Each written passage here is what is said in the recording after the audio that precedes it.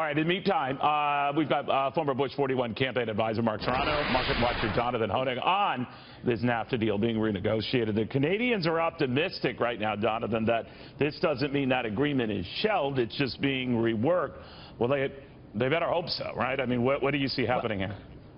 Well, Americans should hope so as well, Neil. I mean, you can't be a little bit pregnant. You're either for free trade, which is freedom, or not. And historically, even in the last couple of days, we've seen the president is not. He's for fair trade, like John Edwards or, the leftists. He's for smart trade, like Obama was.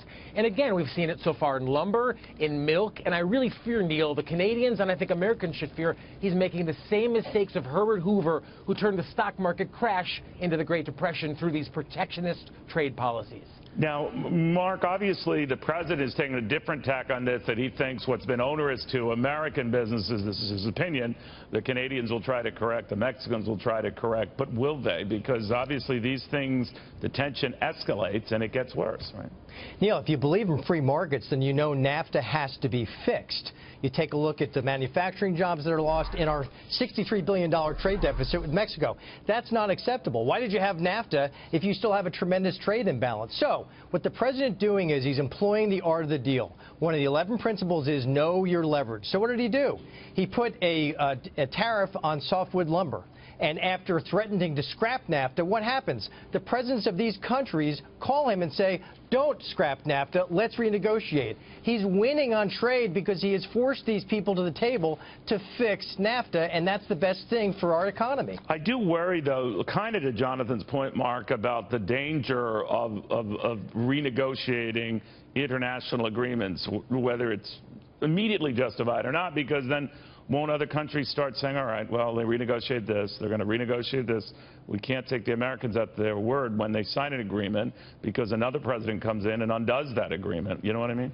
Well, but look, if you fix an agreement and there's greater trade balance, it's going to be good for both parties because we're going to continue to do trade with them.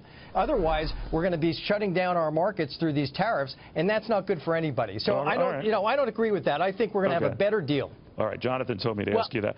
Let me ask you, Jonathan, the Canadian Prime Minister said, and this is a flash coming in here, that there's no question there are a broad range of options available to Canada in terms of trade retaliation. It prefers to work collaboratively with the United States. But, of course, this on the heels of the president now going after the Canadians on lumber. And I just wonder where this goes. What do you think?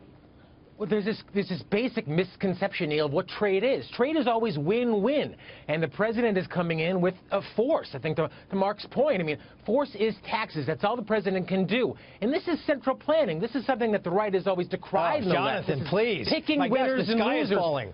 Oh, my gosh. You got to be kidding. He's using the leverage of the bully pulpit, and he's bringing them to the table. They're saying, uncle, already. Oh, we're going to cut a better deal.